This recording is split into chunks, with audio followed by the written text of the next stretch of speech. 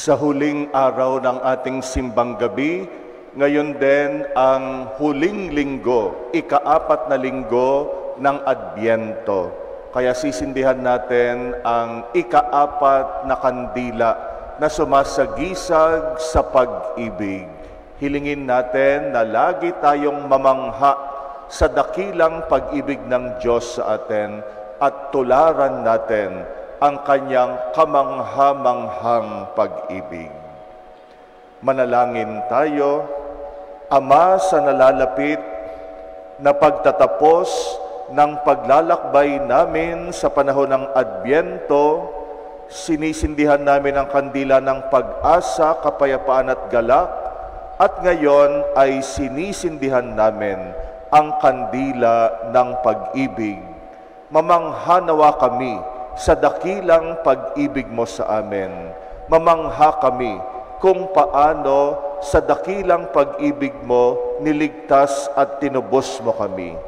Tularan nawa namin ang dakilang pag-ibig mo sa amin sa lahat ng mga taong aming nakakasalamuha. Hinihiling namin ito sa iyo sa pamagitan ni Kristong aming Panginoon. Amen.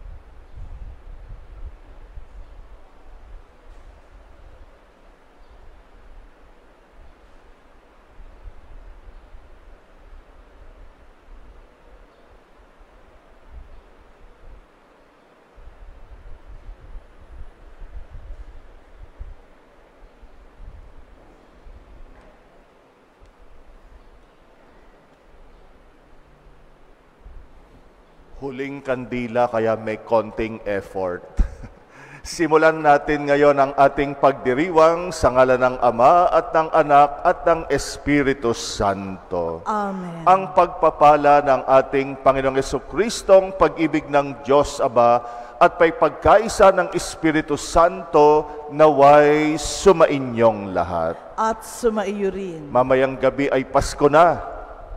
Kaya sa huling linggo na ito ng Adbyento, huling araw din ng ating simbang gabi, mamangha tayo sa dakilang pag-ibig ng Diyos sa atin, na tumubos sa atin, na nagligtas sa atin, bagamat tayo ay nagkasala sa Kanya. Hilingin natin na tularan natin ang dakilang pag-ibig ng Diyos sa atin, tayo rin magmahal ng tulad niya. Sundan natin ang yapak ng kanyang pag-ibig. Aminin natin ang ating mga kasalanan upang maging marapat tayong gumanap sa banal na pagdiriwang. Inaamin ko sa makapangyarihang Diyos at sa inyo mga kapatid, na lubha akong nagkasala sa isip, sa salita, sa gawa, at sa aking pagkukulang. Kaya isinasamo ko sa mahal na Birheng Maria, sa lahat ng mga anghel at mga banal, at sa inyo mga kapatid, na ako'y ipanalangin sa Panginoong ating Diyos. Kaawaan tayo ng makapangyarihang Diyos, patawarin tayo sa ating mga kasalanan at patnubayan tayo sa buhay na walang hanggan. Amen. Panginoon, kaawaan mo kami. Panginoon, kaawaan mo kami. Kristo, kaawaan mo kami. Kristo, kaawaan mo kami. Panginoon, kaawaan mo kami. Panginoon, kaawaan mo kami. Papuri sa Diyos sa kaitaasan.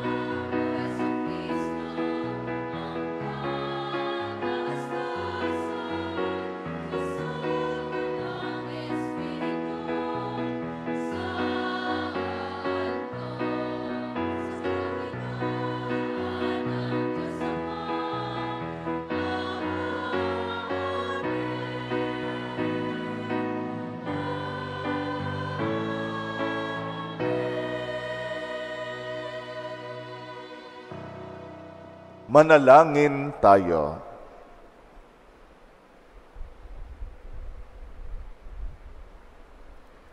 Ama naming makapangyarihan, kasihan mo kami ng iyong pagmamahal upang kaming nakabatid sa pagbabalita ng anghel tungkol sa pagkakatawang tao ng anak mo ay makapakinabang sa kanyang pagpapakasakit at pagkamatay sa krus sa pagsapit namin sa pagkabuhay niya sa langit. Sa pamagitan niya kasama ng Espiritu Santo, magpasawalang hanggan. Amen. Iminumungkahi ni David na magtayo ng gusali o templo para sa Panginoon. Subalit pinili ng Panginoon na itayo ang kaharian ni David at sa kanyang angkan magmumula ang Mesiyas, ang maghahari at tutubos sa Israel. Pagbasa mula sa ikalawang aklat ni Samuel. Si David ay panatag nang nakatira sa kanyang bahay. Sa tulong ng Panginoon, hindi na siya ginambala ng kanyang mga kaaway. Tinawag niya si Natan at sinabi, "Nakikita mong nakatira ako sa tahanang sedro, ngunit ang kaba ng tipan ay sa tolda lamang." Sumagot si Natan, "Isagawa mo ang iyong iniisip, sapagkat ang Panginoon ay sumasa iyo." Ngunit ng gabing iyo'y sinabi ng Panginoon kay Natan, "Ganito ang sabihin mo kay David, ipagtatayo mo ba ako ng tahanan? Inalis kita sa pagpapastol ng tupa upang gawing pinuno ng bayang Israel. Kasama mo ako saan mang dako, at lahat mong mga kaaway ay aking nilipol. Gagawin kong dakila ang iyong pangalan, tulad ng mga dakilang tao sa daigdig. Bibigyan ko ang Israel ng kanyang lupa at doon ko patitirahin. Wala nang gagambala sa kanila roon. Wala nang aalipin sa kanila tulad noong una. Buhat nang maglagay ako ng hukom nila. Magiging payapa ka sapagkat wala nang gagambala sa iyo. Bukod dito, akong Panginoon ay nagsasabi sa iyo, patatatagin ko ang iyong sambahayan. Pagkamatay mo, isa sa iyong mga anak ang ipapalit ko sa iyo. Patatatagin ko ang kanyang kaharian. Kikilalning ko siyang anak, at ako namay magiging ama niya. Magiging matatag ang iyong sambahayan. Ang iyong kahari ay hindi mawawaglit sa aking paningin, at mananatili ang iyong trono." Ang salita ng Diyos. Salamat sa Diyos. Pag-ibig mong walang maliw ay lagi kong sasambitin. Pag-ibig mong walang maliw ay lagi kong sasambitin. Pag-ibig mo poon na di nagmamaliw, ang sa tuwi-tuwina't aking aawitin. Ang katapatan mo'y laging sasambitin. Yaong pag-ibig mo'y walang katapusan, sintatag ng langit ang iyong katapatan. Pag-ibig mong walang maliw ay lagi kong sasambitin. Sabi mo poon, ikaw ay may tipan na iyong ginawa kay David mong hirang, at ito ang iyong pangakong iniwan. Isa sa lahi mo'y laging maghahari, ang kaharian mo ay mamamalagi. Pag-ibig mong walang maliw ay lagi kong sasambitin. Ako'y tatawaging Ama niya't Diyos, tagapagsanggalang niya't manunubos.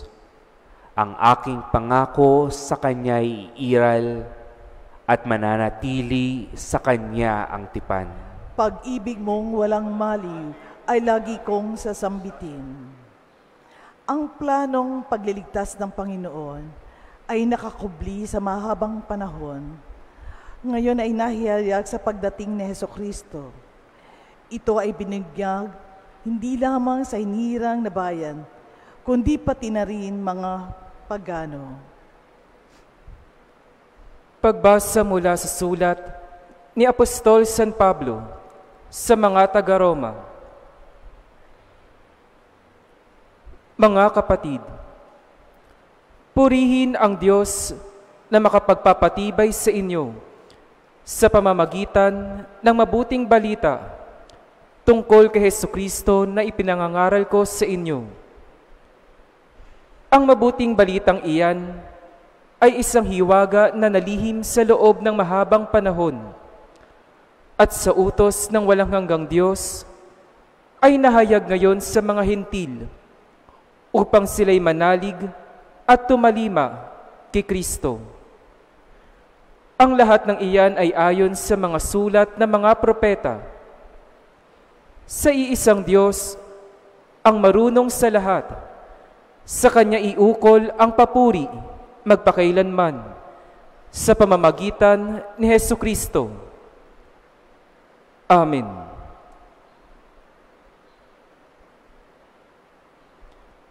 Ang salita ng Diyos. Salamat sa Diyos. Magsitayo na po ang lahat.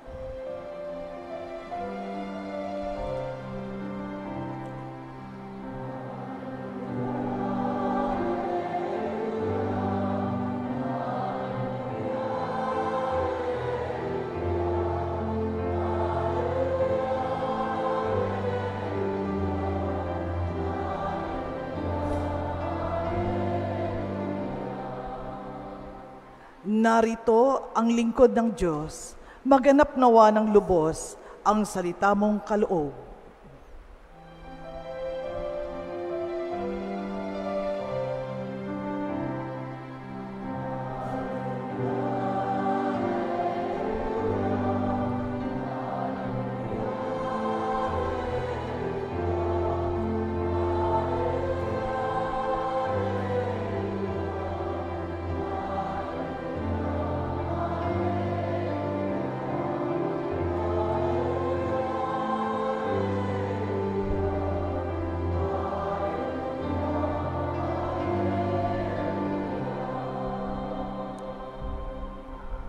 Sumainyo ang Panginoon. At sumaiyo rin. Ang mabuting balita ng Panginoon ayon kay San Lucas. Papuri sa iyo, Panginoon.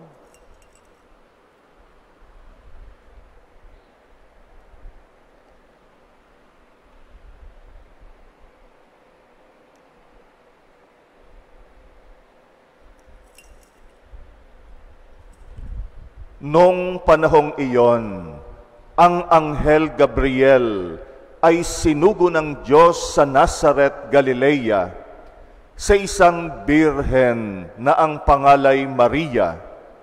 Siya'y nakatakdang ikasal kay Jose, isang lalaki buhat sa lipi ni Haring David. Paglapit ng anghel sa kinaroroonan ng birhen, binati niya ito, Aba, napupuno ka ng grasya, ang Panginoong Diyos ay sumasa iyo, wika niya. Nagulimihanan si Maria sa gayong pangungusap, at inisip niyang mabuti kung ano ang kahulugan niyon. Kaya't sinabi sa kanya ng anghel, Huwag kang matakot, Maria, sapagkat kinalulugdan ka ng Diyos. Makinig ka, ikaw ay maglilihi at manganganak ng isang lalaki, at siya'y tatawagin mong Jesus. Magiging dakila siya at tatawaging anak ng kataas-taasan. Ibibigay sa kanya ng Panginoong Diyos ang trono ng kanyang amang si David. Maghahari siya sa angkan ni Jacob magpakailanman, at ang kanyang paghahari ay walang hanggan. Paanong mangyayari ito? Gayong ako'y birhen, tanong ni Maria. Sumagot ang anghel, Bababa sa iyo ang Espiritu Santo, at lililiman ka ng kapangyarihan ng kataas-taasan. Kaya't banal ang ipanganganak mo at tatawaging anak ng Diyos. Natatandaan mo ang iyong kamag-anak na si Elizabeth? Alam ng lahat na siya'y baog, ngunit naglihi siya sa kabila ng kanyang katandaan. At ngayoy ika-6 na buwan na ng kanyang pagdadalang tao, sapagkat walang hindi mapangyayari ang Diyos. Sumagot si Maria, "Ako'y alipin ng Panginoon, mangyari sa akin ang iyong sinabi." At nilisan siya ng anghel. Ang mabuting balita ng Panginoon. Pinupuri ka namin, Panginoong Hesukristo.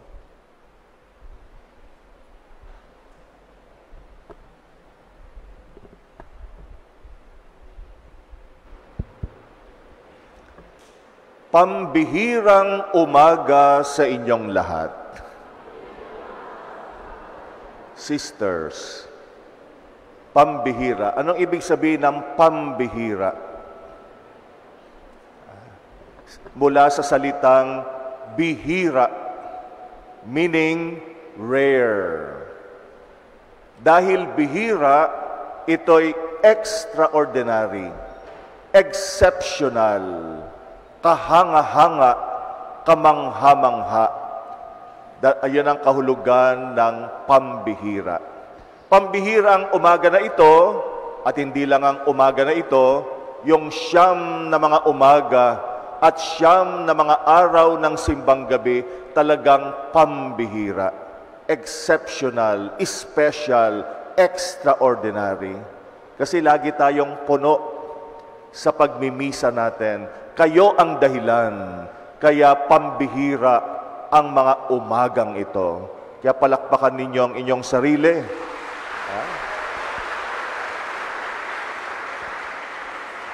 Dahil itong mga araw na ito, nagpamalas tayo, nagpakita tayo ng pambihirang dedikasyon, pambihirang pananampalataya na hindi karaniwan. Di tayo napupuno ng ganito sa mga karaniwang araw at linggo. Kaya pag simbang gabi, talagang pambihira, talagang extraordinary at espesyal. At alam nyo ba kung bakit pambihira, lalo na yung 4 o'clock na simbang gabi ng madaling araw? Dahil halos kalahati natin mga kabataan. Kaya yung mga kabataan, kayo ang dahilan, kaya pambihira ang mga umagang ito. Kaya palakpakan natin yung mga kabataan, no?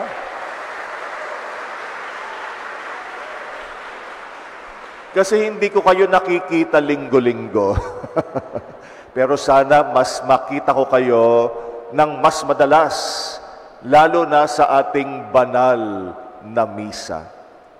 Pambihira ang umagang ito dahil hindi lang umagang ito, kung hindi itong araw ng Pasko, dahil ang pag-ibig ng Diyos sa atin ang siyang tunay na pambihira. Sa ating ebanghelyo ngayon, narinig muli natin ang kwento ng pagbabalita ng anghel kay Maria. Siguro nagtataka tayo, Father, narinig na namin yan noong December 20. Ayan din yung ebanghelyo. Bakit naulit ngayon? Kasi araw ngayon ng linggo. At yung araw ng linggo, may sariling set of readings. Yung karaniwang araw, yung weekdays, meron ding sariling set of readings. At yung araw ng linggo, merong nauulit na ebanghelyo taon-taon. At ang naulit na ebanghelyo ngayon ay yung ebanghelyo tungkol sa pagdalaw ng anghel kay Maria. Itong annunciation, itong pagdalaw ng anghel kay Maria, ito'y nagpakita ng pambihirang pag-ibig ng Diyos. Kasi ang Panginoon nangako na magpapadala siya ng tagapagligtas, magpapadala siya ng manunubos. Sa unang pagbasa natin, ay nangako siya kay David na isa sa kanyang magiging anak ang maghahari magpakailanman. Kaya yung kaharian ni David magpapatuloy magpakailanman. Yung anak na iyon ni David na maghahari ang magiging Mesiyas. Yan ang pangako ng Diyos. Iniisip siguro ng mga tao noon ay ang Diyos magpapadala lang ng ibang tao. Pero lahat tayo ay namangha, lahat tayo ay nagulat, lahat tayo ay nasorpresa, itong tagapagligtas na ito, siya mismo, ang Diyos mismo. Kaya naman sa araw na ito, nagkatawang tao, ang anak ng Diyos sa sinapupunan ng mahal na Birhen. Ang Diyos na makapangyarihan, ang Diyos na lagpas sa atin, ay nagpakababa, naging tao para iligtas at tubusin tayo. Kaya nga yung pag-ibig ng Diyos, pambihira, extraordinary, special, exemptional. Kasi sinong Diyos ang gagawa niyan na siya ay magpakababa, maging tao na katulad natin at magkatawang tao sa sinapupunan ng mahal na Birhen. At yung sanggol sa sinapupunan ng mahal na Birhen ang siyang mamamatay sa krus para tayo ay iligtas at tubusin. Talagang pambihira. Kaya nga itong araw na ito, namamangha tayo kung gaano kalaki ang pag-ibig ng Diyos sa atin. Yung pag-ibig niya hindi lang maliit. Yung pag-ibig niya hindi lang limitado. Yung pag-ibig niya hindi lang ordinaryo. At lalong hindi pipitsugin. Ang pag-ibig niya pambihira. Parang alahas. Pag nakakita tayo ng talagang mamahaling alahas, ay pambihira. Ganon ang pag-ibig ng Diyos. Siya lang yata ang may kayang magmahal ng ganyan, na ibibigay niya lahat-lahat. At pambihira ang pag-ibig ng Diyos kasi tayo ang nagkasala sa Kanya.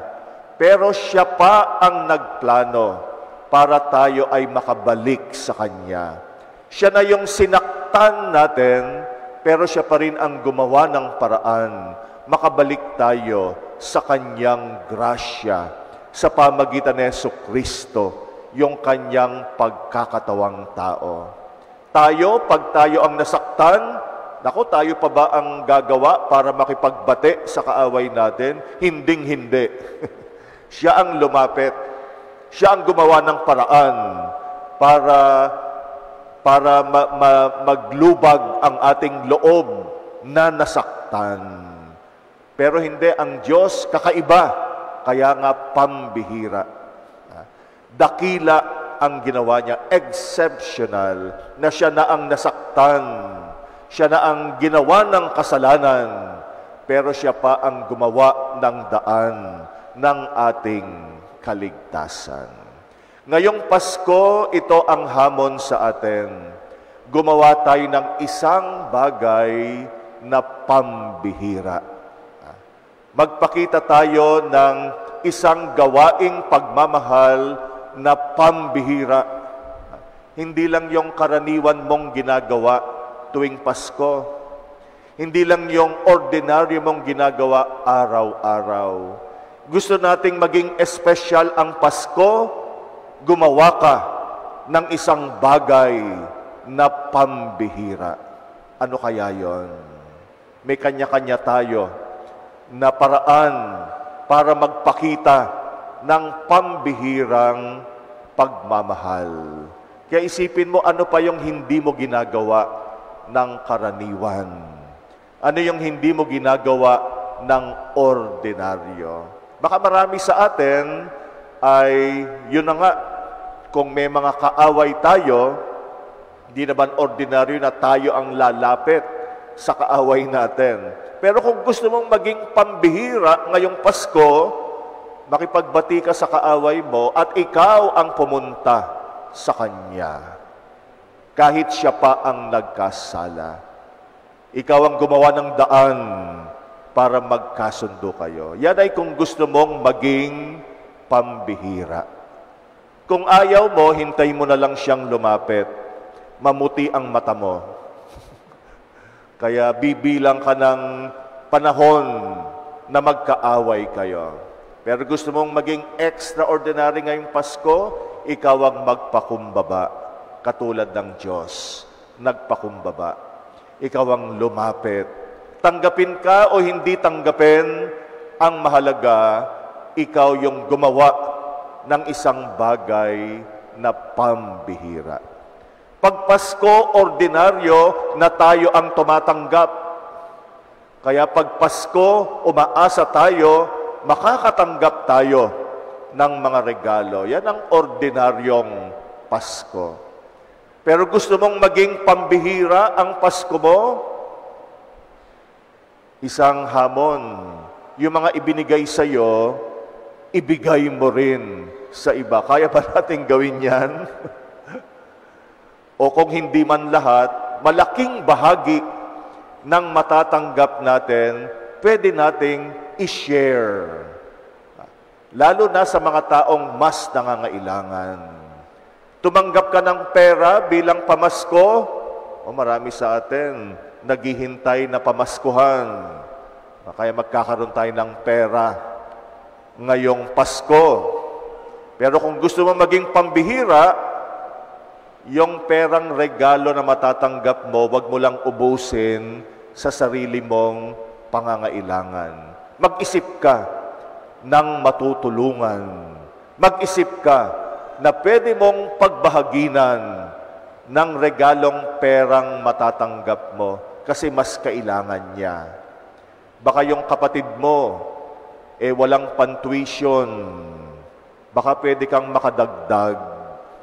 Yung kapatid mo, may kailangan sa eskwelahan na importante. Ngayon naman, wala ka namang project. Kaya baka pwede mong i-share. Kaya nga gumawa tayo ng something extraordinary. Yung kapitbahay mo, hindi madala-dala sa ospital kasi walang pambayad. Baka pwede tayong makaambag. Hindi man yung buo, kahit konti, nang matatanggap natin. Minsan naalala ko, si Bishop Sok, nag-sermon siya, Pasko rin. No? At maraming taon na nakaraan, naalala ko lang ngayon. Sabi niya sa mga tao, kasi kaming mga pare, madalas niririgaluhan kami. Damit, gamit, pera, lalo na yung damit. At pagka nagregalo ng gamit, minsan tatanungin nung nagbigay, Father, nasuot mo na ba yung damit na binigay ko sa iyo? Kaya yung mga nagbibigay, lalo na sa pare, inaasahan nila, gagamitin ni Father. Pero sa totoo lang, minsan sobrang dami. Hindi naman namin masusuot talaga lahat.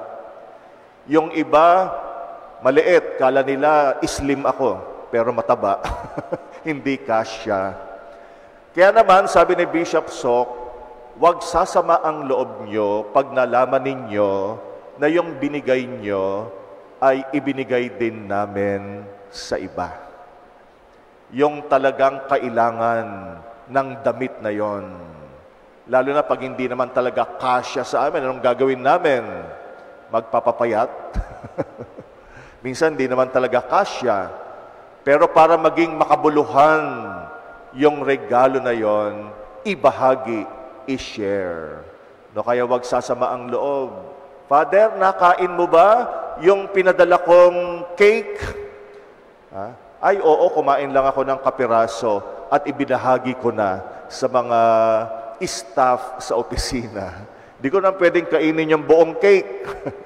Ganon talaga, yung mga tinatanggap nating regalo, magiging pambihira pag natutunan din nating ibahagi sa iba. Ganyan ang Pasko para maging espesyal. Gumawa tayo ng mga bagay na pambihira. Tinatapos natin ngayon ang mga simbang gabi sa pagninilay ng pambihirang pag-ibig ng Diyos. At sana lagi tayong mamangha. Napaka-importante na namamangha tayo sa pambihirang pag-ibig na natutunghayan natin. Huling simbang gabi na natin, muli tinatanong ko, sinong walang absent? Taas ang kamay. Wow, ang dami, no? Pambihira kayo, kaya palakpakan natin ang mga walang absent.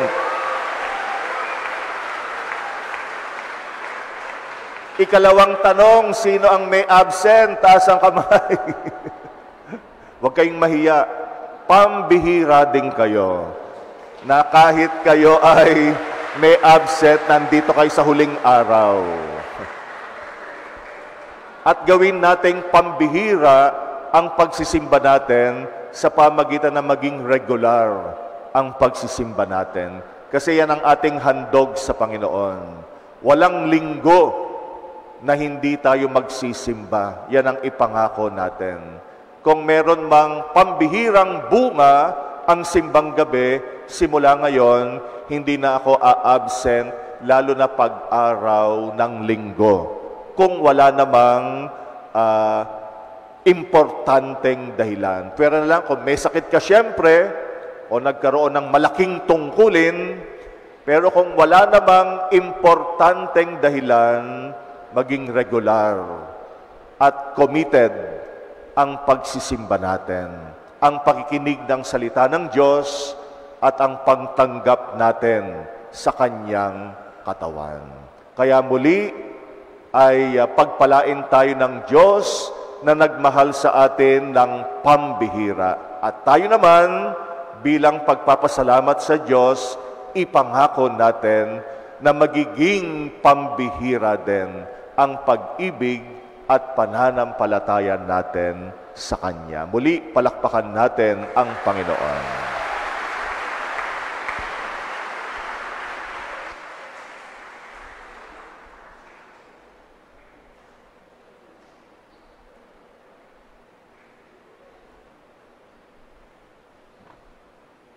Sama-sama nating ipahayag ngayon ang pananampalataya. Sumasampalataya ako sa Diyos Amang makapangyarihan sa lahat, na may gawa ng langit at lupa. Sumasampalataya ako kay Jesucristo, iisang anak ng Diyos, Panginoon nating lahat. Nagkatawang tao siya lalang ng Espiritu Santo, ipinanganak ni Santa Mariang Birhen, pinagpakasakit ni Poncio Pilato, ipinako sa krus na matay inilibing, nanaog sa kinaroroonan ng mga yumao, nang may katlong araw na buhay na maguli, umakyat sa langit, naluluklok sa kanan ng Diyos Amang makapangyarihan sa lahat. Doon magmumulang paririto at huhukom sa nangabubuhay at nangamatay na tao. Sumasampalataya naman ako sa Diyos Espiritu Santo, sa banal na simbahang Katolika, sa kasamahan ng mga banal, sa kapatawaran ng mga kasalanan, sa pagkabuhay na muli ng nangamatay na tao, at sa buhay na walang hanggan. Amen. Idalangin natin sa Ama na tulad ni Maria, maging bukas at handa ang ating mga puso't isipan sa nalalapit na pagdating ni Jesucristong ating manunubos. Ating dasalin, Panginoon ng biyaya, dinggin mo kami. Panginoon ng biyaya, dinggin mo kami. Katulad ng Birheng Maria, nawa ang Santo Papa, mga obispo, mga pari at diakono, ay maging bukas sa pagdaloy ng banal na Espiritu upang magampanan nila ang kanilang tungkuling na ayon sa kagustuhan ng Diyos. Manalangin tayo sa Panginoon. Panginoon ng biyaya, dinggin mo kami. Katulad ng Birheng Maria, kilalanin nawa ng mga namumuno sa pamahalaan ang kilos ng banal na Espiritu upang magabayan sila sa bawat desisyon nila sa buhay at sa kanilang pagiging tagapaghatid ng katotohanan. Manalangin tayo sa Panginoon. Panginoon ng biyaya, dinggin mo kami. Para sa mga dukha at nagigipit, mga nag-iisa at napapabayaan, maramdaman nawa nila ang pagkalinga ng Panginoon sa tulong ng mga taong nagmamalasakit. Manalangin tayo sa Panginoon. Panginoon ng biyaya, dinggin mo kami. para sa mga nurse, doktor, at iba pang mga nangangalaga sa mga may karamdaman. Gabayan at patatagin nawa sila ng Espiritu sa bawat pagsubok ng kanilang kinakaharap. Manalangin tayo sa Panginoon. Panginoon ng biyaya, dinggin mo kami. Patuloyin nawa ng Panginoon ang lahat ng mga pumanaw sa kaluwalhatian ng kalangitan. Manalangin tayo sa Panginoon. Panginoon ng biyaya, dinggin mo kami. Tahimik nating ipanalangin ang mga personal nating kahilingan. Muli nating ipagdasal ang mga kapatid nating humihiling ng ating panalangin, lalo ang mga may sakit at mga may pinagdadaanang mabigat sa buhay. Ipagdasal din natin ang mga kapatid natin ngayon na nasa online mass, lalo na ang mga may sakit at mga nakatatanda na hindi na kayang pumunta ng simbahan. At itaas natin sa Panginoon ang intensyon ng mga kapatid nating nagpapamisa sa ating pagdiriwang ngayon. Tahimik natin itong ipanalangin.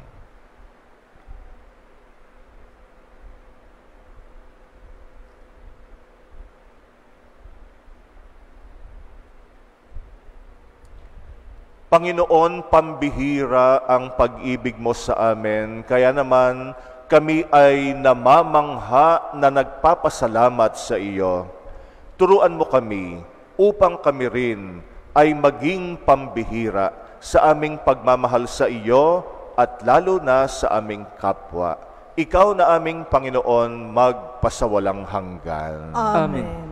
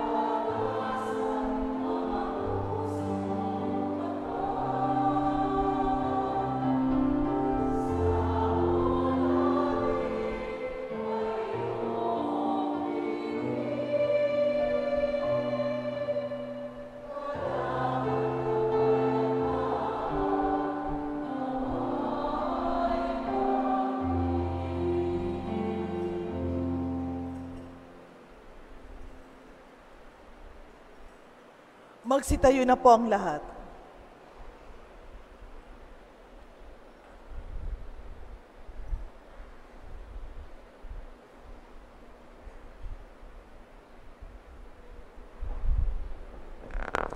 Manalangin kayo mga kapatid upang ang paghahain natin kalugdan ng Diyos amang makapangyarihan. Tanggapin nawa ng Panginoon itong paghahain sa iyong mga kamay, sa kapurihan niya at karangalan sa ating kapakinabangan at sa buong sambayanan niyang banal. Ama naming mapagmahal, amin ang pinagsaluhan ng piging na nagbibigay buhay.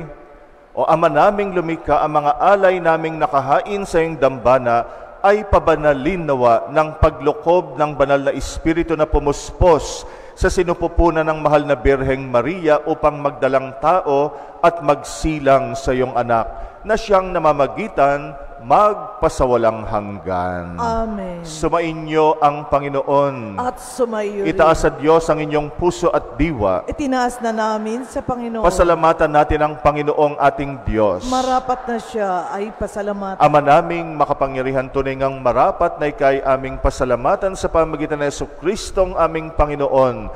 Ang pagsusugo mo sa Kanya ay pinahayag ng lahat ng mga propeta. Ang pagsilang niya ay pinanabikan ng mahal na Birheng Kanyang inang tunay sa kapangyarihan ng Espiritong Banal. Ang pagdating niya ay inilahad ni San Juan Bautista sa kanyang pagbibinyag. Ngayong pinaghahandaan namin ang maligayang araw ng kanyang pagsilang, kami nananabik at nananalangin lubos na makaharap sa kanyang kadakilaan. Kaya kaisa ng mga anghel na nagsisiawit ng papuri sa iyo, nang walang humpay sa kalangitan, kami nagbubunyi sa iyong kadakilaan.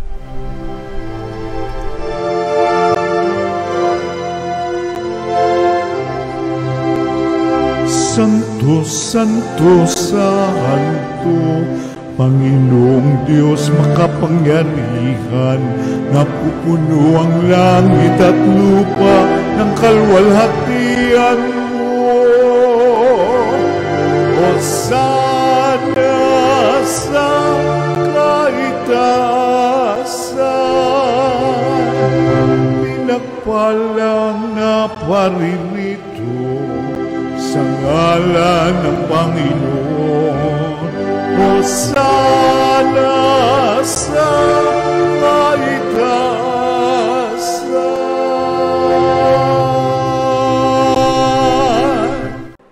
Ama naming banal, ikaw ang bukal ng tanang kabanalan, kaya sa pamagitan ng iyong Espiritu, gawin mong banal ang mga kaloob na ito upang para sa amin ay maging katawan at dugo ng aming Panginoong Jesucristo. Bago niya pinagtisang kusang loob na maging handog, ginawa kanyang tinapay, pinasalamatan kanya, pinaghati-hati niya yon, iniabot sa kanyang mga alagad at sinabi, tanggapin ninyong lahat ito at kanin, ito ang aking katawan na ihahandog para sa inyo.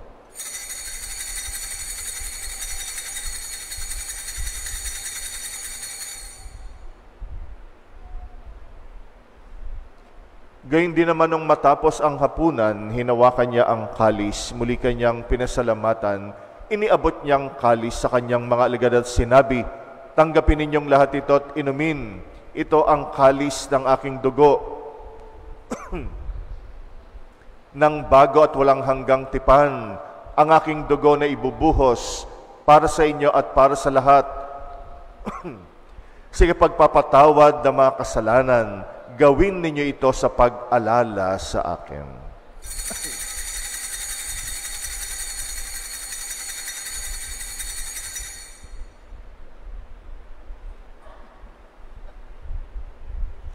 Ang misteryo ng pananampalataya.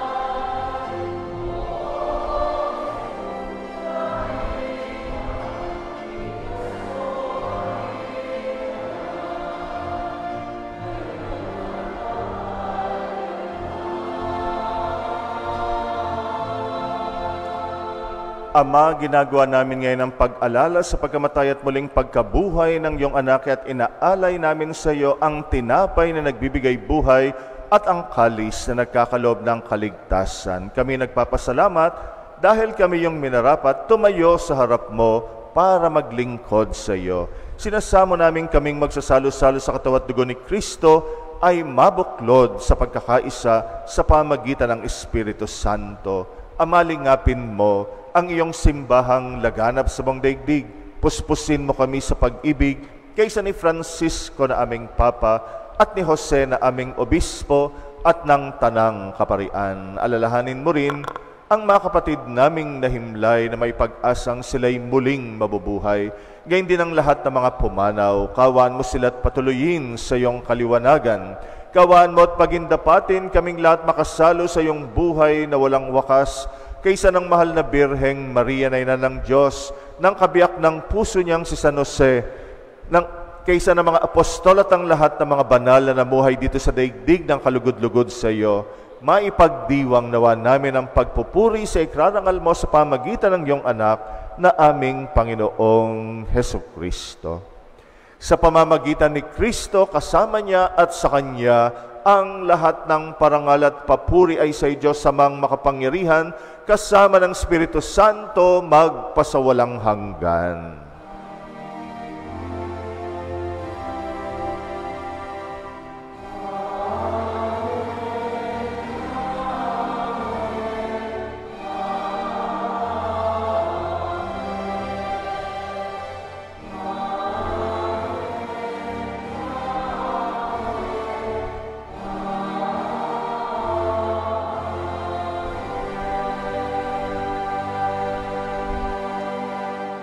Manalangin tayo sa ating Ama sa Langit sa sama-sama nating pag-awit ng panalangin tinuro ni Jesus.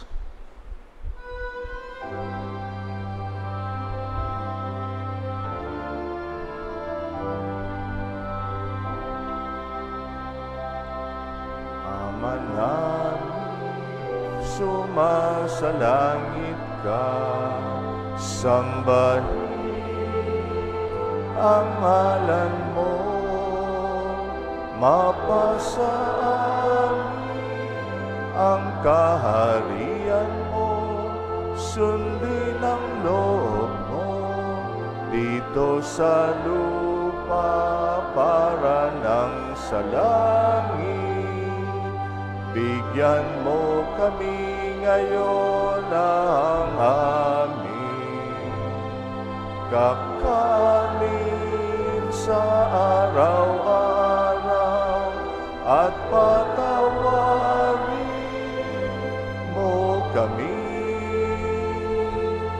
sa aming mga sala para ng pagpapatawad namin sa kasala sa amin, at huwag mo kaming ipahintulot sa tukso, at iadya mo kami sa lahat ng